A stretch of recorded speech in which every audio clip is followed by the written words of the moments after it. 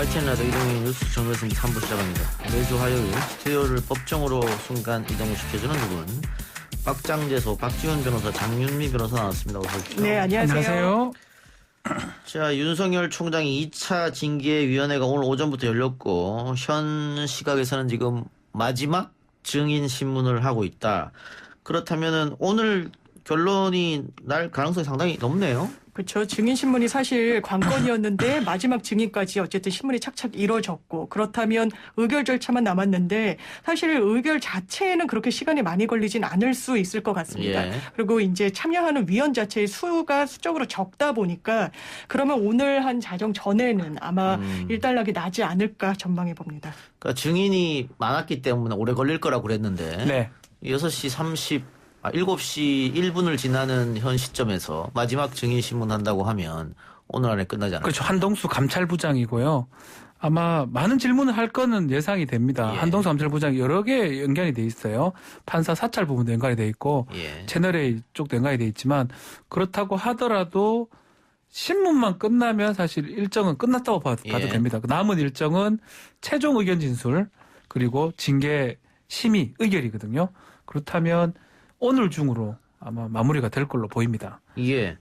자, 그런데 오늘도 역시 꽃바구니 대결이 벌어졌습니다. 윤 총장 또 추 장관을 응원하는. 그리고 윤석열 총장은 대검에 출근하면서 지지자들 고마운데 추우니까 이제 안 나와도 된다. 고맙다 말을 전한다 이런 얘기를 했고 추미애 장관은 페이스북에 264 시인의 절정의 시 한 구절을 또 썼네요. 그렇습니다. 어떤 의미일까요? 이 절정의 시 문구를 보면 겨울은 강철로 된 무지개인가 보다 꺾일 수 없는 단단함으로 이겨내고 단련돼야만 뭐 봄이 온다 뭐 이런 취지인데 예.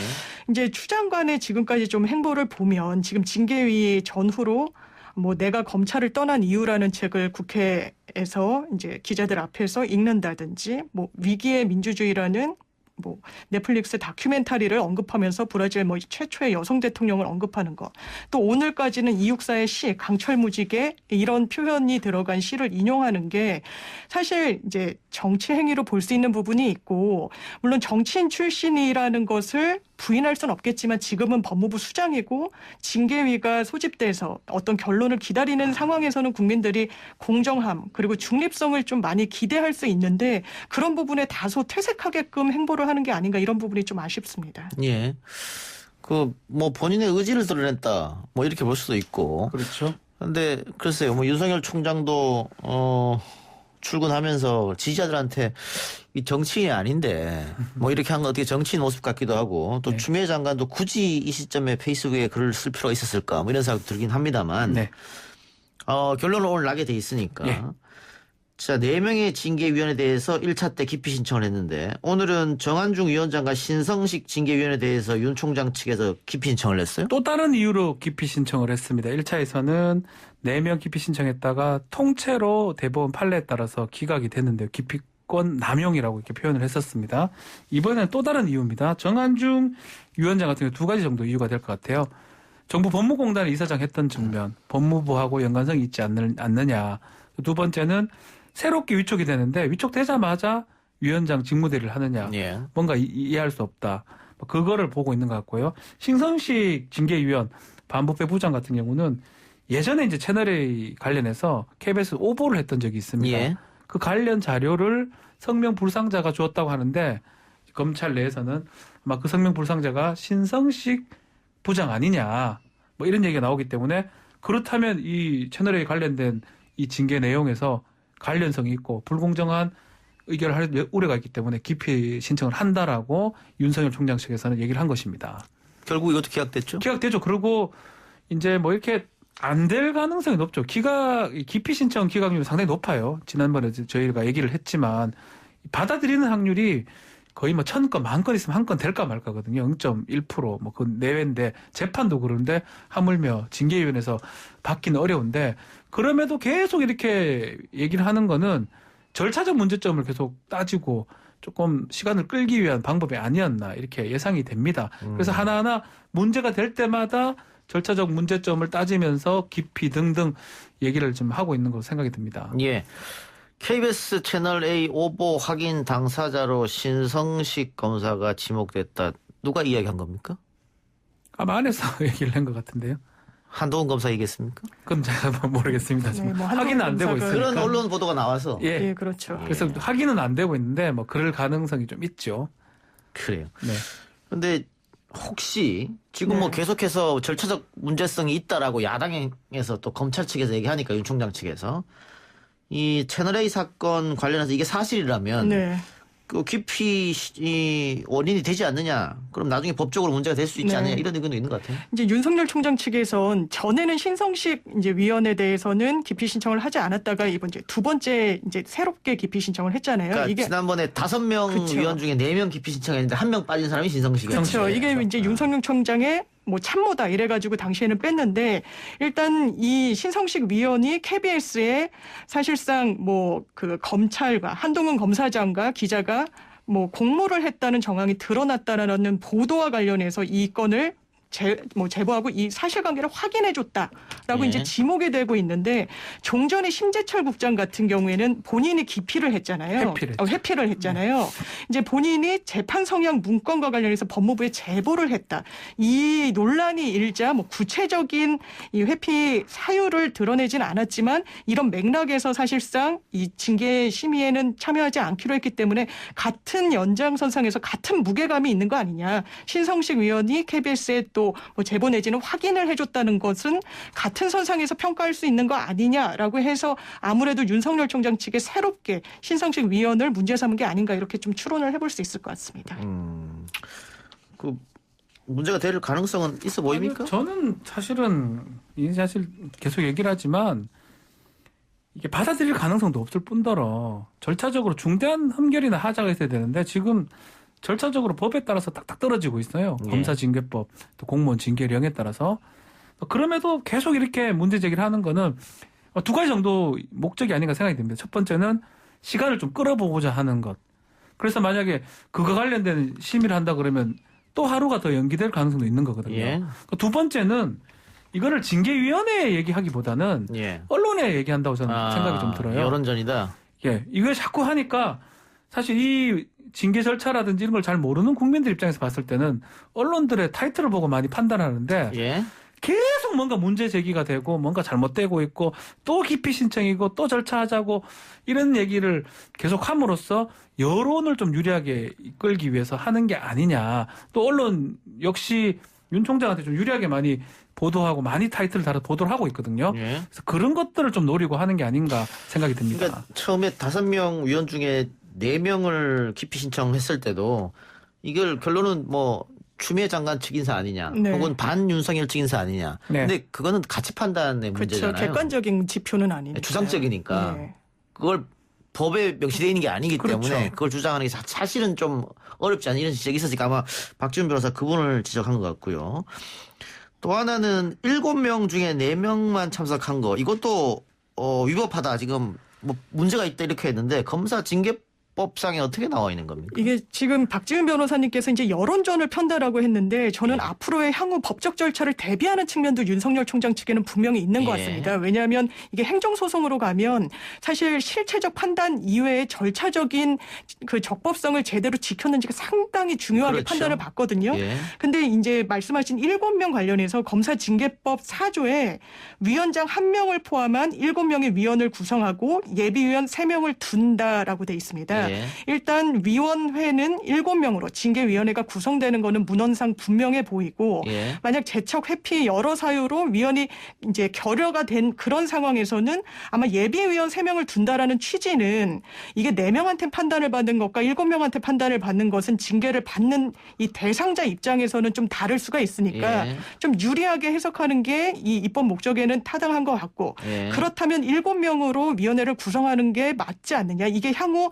행정소송 절차에 가서는 절차적 흠결로 좀 판단받을 수 있는 지점 아니냐. 이렇게 좀 분석이 나오는 것 같습니다. 그렇지만 이제 뭐 그렇게 해석할 여지가 있습니다. 그렇지만 이 검사징계법 18조에 보면 징계 의결 부분이 있어요. 예. 이게 어떻게 돼 있냐면 출석위원회 과반수 찬성입니다. 예. 이것도 출석을 전제한 거예요. 만약에 7명을 다 해야 된다면 제적위원회 가반 찬성 이렇게 표시를 할 건데 그렇죠. 그런 거 봤을 때는 일반적인 징계랑 똑같은 거예요. 일반적 징계도 위원이 있긴 하지만 가반 출석에 출석위원회 찬성, 가반 찬성이거든요. 그렇게 해석해야 되지 검사 징계법만 달리 해석할 이유는 사실 없을 것 같아요. 그러니까 검사징계법 18조 징계 의결 2조에 보면 출석위원 가반수에 이르지 못한 경우에는 출석위원 가반에 이르기까지 징계 혐의자에게 가장 그렇죠. 불리한 의견의 수에 차례로 유리한 의견의 수를 더하여 그중 가장 유리한 의견에 따른다 이렇게 돼 있는데 네. 그 이제 1항은 출석위원 가반수의 찬성으로 징계를 의결한다. 그렇죠. 이랬으니까 7명 중에 4명은 된다는 게 법무부 네. 이야기고. 네. 그럼 제가 방금 이야기한 2항은 어떤 말입니까 이게? 요건 쉽게 말하면요. 예. 이렇게 설명해 드리면 될 것 같아요. 지금 기준으로 얘기를 할게요. 4명의 위원이 지금 있습니다. 4명이 출석을 했고요. 예. 이 출석한 사람 중에 과반 되려면 3명이 돼야 돼요. 그렇죠. 이 3명이 되는데 이게 문헌은 되게 어렵게 써놨는데 쉽게 말하면 세 번째 의견대로 된다라는 겁니다. 네. 첫 번째 사람이 해임을 했고요. 예. 두 번째가 면직을 했고 세 번째가 정직을 하고 네 번째 감봉했으면 다수의 의견은 세 번째 의견대로 불리한 것부터 시작해서 징계 받는 사람한테 정직이 되는 겁니다. 만약에 해임, 정직, 감봉이라면 정직이 되는 거고 또. 예. 그래서 처음부터 징계 받는 사람 입장에서 불리한 것부터 세 번째 사람 결론으로 되는 예. 겁니다. 그러니까 과반이 나오면은 뭐 볼 거 없고 예, 그럴 거 그렇죠. 없죠. 예를 들어 4명 중에 3명이 해임이다 하면 해임이 되는 해임인데 거고요. 그 나눠지게 되면 그렇죠. 그게 문제가 예. 되는 거죠. 그러면 세 번째 사람 의견대로 된다. 그러면 가장 불리한 의견에 수에서 차례로 그렇죠. 그렇습니다. 빼버립니다. 아. 예. 마지막 걸 빼버리고 그럼 한 명이 남는 거죠. 법조항을 왜 이렇게 어렵게 씁니까?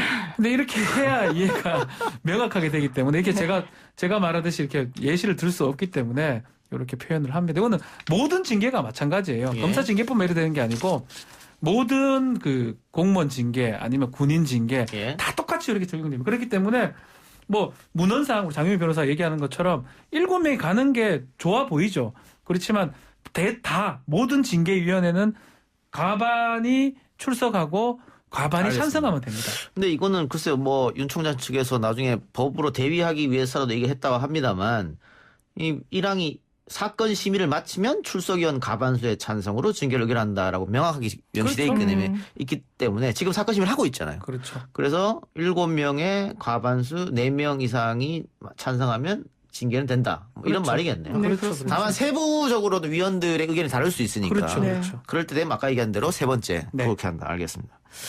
근데 지금 오늘 8명의 원래 증인이 채택됐었는데 심재철 법무부 검찰국장이 철회를 했습니다. 이게 법무부에서 증인을 철회한 것 같은데 네. 징계위원회에서 처리를 했죠. 그렇습니다. 왜 징계위원회에서 철회했습니까? 네. 그 이유가 뭐죠? 일단 뭐 명시적으로 이유를 밝힌 거는 없는데 예. 지금 뭐 언론 분석을 보면 진술서를 대신 냈을 수 있다. 예. 그래서 진술서로 대체했을 수 있다는데 그 무게감이 다르기 때문에 그렇죠. 예, 사실 본인이 증인으로까지 이제 선서를 하고 뭐 위증의 문제는 아니더라도 이제 선서 의무는 있으니까요. 그렇게 하고 검찰에 좀 반대되는 입장을 말하는 것이 상당히 좀 부담감으로 작용하지 않았을까 뭐 이런 전망도 나오고 있고요. 근데 처음에 예. 스스로 기피했었잖아요. 예, 그렇죠. 스스로 기피하고 어쨌든 이번에도 증인으로 채택되지 않고 뭐 페이퍼로 대신한다는 건 아직 확실히 알려진 건 예, 그걸 아니죠. 냈을 가능성도 있다라는 좀 전망이 나오는 거고 또 본인이 위원회 자격이었었는데 이게 이제 나중에 위원회에서 나와서 증인으로 본인이 증언을 하는 것이 또 절차적으로 좀 문제가 예, 있는 거 아니냐 뭐 예. 이런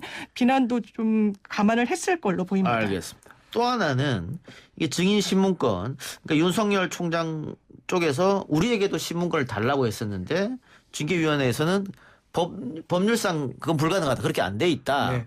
근데 이게 신문 니은 받침과 미은 받침이 좀 다르잖아요. 근데 네. 뭐 일반인들은 그게 왜 달라 하겠지만 그 차이점 좀 설명해 주세요. 심입니다. 미음 받침이 됐을 때는 물어보고 답변하는 과정을 다 거치는 겁니다. 예. 변명도 할 수도 있고 이렇게 차절 심자를 쓰는 거거든요. 근데 신문이면 우리가 피의자 신문이죠. 이거는 주로 묻는 것만 하는 거예요. 예. 그러니까 답변은 변명 말고 묻는 거에서 뭐 수사나 조사하는 사람이 질문했을 때 네, 아니요. 이런 식으로 답변하는 경우를 니은을 붙이는 신문이라고 그러고 이 증인 지금은 신문을 받는다고 해야 되겠죠. 징계위원이니까. 예, 징계위원회니까 묻고 본인이 필요하면 답변도 할 수도 있고요. 다만 이제 검찰이 하는 피의자 신문은 니은을 붙이는 신문이게 되겠죠. 근데 어쨌든 네. 받아들여줬네요, 이거. 예, 이건 받아들여졌고 좀만 덧붙인다면 이제 형사소송법에 분명히 니은 받친 신문과 미음 받친 신문을 구별하고 있습니다. 예. 이를테면 구속 전 피의자 신문, 그렇죠. 뭐 영장실질심사 할 예. 때는 미음을 붙이는데 그때는 이제 법관만이 그렇죠. 이제 신문을 할 수 있고 신문의 주체가 법관이고 저희 이제 변호인들이 증인 신문을 한다고 했을 때는 시에다가 니은 받침 신문을 쓰거든요. 그렇다니까 이걸 문헌상 해석하면 신문은 어쨌든 재판부나 판단의 주체가 하는 것으로 이해가 될 수 있고 신문은 이제 방어하는 입장에서도 신문을 할 수 있는 것으로 이해가 되다 보니까 법무부 측 입장은 이 검사징계법 13조에 신문, 미음 받침으로 돼 있기 때문에 징계위원회가 신문의 주체다. 변호인은 신문에 권한이 없다라고 했는데 계속 문제 제기를 하니까 그 길을 네. 열어준 것 같아 보입니다. 실제도 이제 신문을 이제 징계위원회 할 때 자꾸 윤석열 얘기를 하니까 독특하게 지금 진행이 되는데 실제 징계위원회 열렸을 때 신문을 할 수가 있어요. 증인이 나올 수가 있고요. 그 경우 대부분 징계위원회에서 신문합니다. 어떤 뭐 징계 받는 변호사라든지 대리인이 신문하는 경우는 없고요. 그래서 그것도 뭐 맥락상으로는 징계위원회 얘기가 좀 맞아 보인다고 생각이 듭니다. 그렇지만 그럼에도 불구하고 변호인도 특별 변호인도 신문을 할 수 있도록 길을 열어줬던 것입니다. 이번에는요. 두 분은 어떻게 예상합니까? 저는 정직 3개월 예상해 봅니다. 왜냐하면 이게 정직 6개월 정도가 나오면은 사실상 해임에 상응하는 조치라고 평가를 받을 수 있고 뭐 해임이 나오면 정치적인 후폭풍이 엄청 거셀 거라는 거는 논란의 여지가 없고 예. 이때는 또 대통령이 재가까지 해야 되는 부분이 있어서 그 정치적인 책임 공방이 대통령까지 향할 수가 있고 그리고 이제 법률적인 부분을 본다면 정직 6개월은 사실상 해임 조치에 상응하기 때문에 이걸 직무 정지와 관련해서 집행 정지 가처분을 했을 때 그러니까 이 처분과 관련해서 집행정지 가처분을 했을 때도 인용률이 상당히 좀 높아 보입니다. 이런 그 이후의 법률적인 절차를 감안하면 이 징계위원들이 사실상 중간 정도의 정직 3개월 정도에서 의견을 내지 않을까 이렇게 예상해 봅니다. 저는 좀 해임이나 면직을 생각하고 있는데요. 그 이유는 일단 이렇게 징계가 됐고 사유 6개 정도 봐서도 지금 뭐 김봉현 접대 부분이라든지 윤곽근 구속 뭐 등등해서 징계 혐의가 없는 무혐의가 날 가능성은 없어 보입니다. 예. 그리고 마지막 견책 같은 거 될 가능성도 없어 보이고요. 감봉도 그렇고. 그렇다면 정직 이상인데 결국 네 사람을 좀 생각을 해봐야 돼요. 뭐 언론에서는 누가 정직 2월 할 거, 누가 정직 6월 할 거 이렇게 얘기하던데 그런 건 필요가 없고요. 그렇다면 법조인이 지금 그러니까 일반 법조인이 3명이고 검사가 1명이거든요. 굳이 얘기를 하면. 예. 그렇다면 세 사람의 의견이 어느 정도로 가느냐 부분인데 글쎄요, 뭐 저는 한 3사람 정도는 면직이나 해임 정도를 하지 않을까. 1명 정도는 정직을 할 것 같아요. 그러면 3사람째 의견이 면직이나 해임이 되지 않을까. 이것을 추미애 장관이 검찰총장 역할을 못할 정도로 심각한 문제가 있다고 그렇죠. 이야기를 했는데 그래서 여기까지 끌었잖아요. 네. 여기서 만일 정직이 나온다 그러면 또 다른 추미애 장관의 아마 책임론이 나오지 않을까. 그래서 제가 그 그러겠죠. 말을 예. 정치적으로 봤을 때는 정직 얘기를 계속 합니다. 네. 언론에서 자꾸 정직 얘기를 하고 뭐 의원도 그런 얘기를 그렇죠. 하더라고요. 근데 사실은 나머지 3사람은 막 4명 다 위원들이 정치인들이 아니에요. 정한준 교수라든지 네. 안진 교수님이라든지 지금 이용구 차관 다 정치인이 아닙니다. 그래서 아마 주어진 법대로 본인의 표를 행사할 거예요. 이걸 봤을 때 해임이 맞느냐, 정직이 맞느냐, 면직이 맞느냐 이렇게 판단한다고 봤을 때 이 토론은 하지만 결국은 본인이 쓰고 그것을 한다면 글쎄요 정직을 했다가는 가타가다가는 무혐의 되고는 밑으로 떨어질 가능성이 있기 예. 때문에 대부분 좀 크게 좀 무거운 형으로 하지 않을까 저는 좀 예상을 그러니까 합니다. 아마 그렇게 정직이 나온다면은 정치권에서 뭐 추미애 장관이 결국은 책임져야 되지 않겠냐. 그럴 스스로 사표 가능성이 아니면은 뭐 없죠. 왜냐면 이거는 뭐 징계위원회를 떠나서 이게 되는 거죠. 예. 그렇게 난리를 쳤는데 그렇게 되는 이거 거죠. 나오려고 이 난리를 쳤냐고 예. 그 그런 본인이 책임질 수밖에 없는 책임을 지는 상황이 될 상황이 것 되니까. 같아요.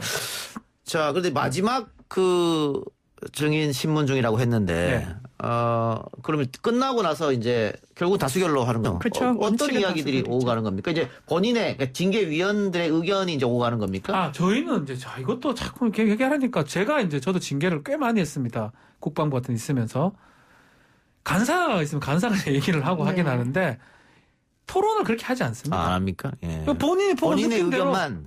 이게 달라요. 재판부 3심이 하는 그 합의와는 합의부는 부장판사나 재판장이 얘기를 하고 의견을 들어보는데 다 각자 다른 징계위원이기 때문에 글쎄 어떻게 꾸려갈지는 징계위원장 직무대리가 알아서 하겠지만 일반적인 징계위원회를 말씀드리면 그냥 다 들어보고 결국은 표결을 할 거거든요. 예. 그 표결을 딱 보고 4개 중에 3번째 의견을 합니다. 예. 저는 그렇게 진행되지 않을까 생각이 듭니다. 근데 사안이 또 사안인지라 아마 그렇죠. 소개하는 과정은 거칠 것 같은데 본인은 뭐 어떤 입장을 낼지 뭐 이런 의견 조율을 하는 건 아니겠지만 이게 어떤 이 무게를 어떻게 평가할 것인지 해석할 것인지 그리고 결과를 낼 것인지에 대해서는 이제 다소 완화된 의견 교환은 있지 그건 않겠느냐. 있겠죠. 그 정도는 뭐 있을 것 이런 같아요. 이 정도로 생각합니다.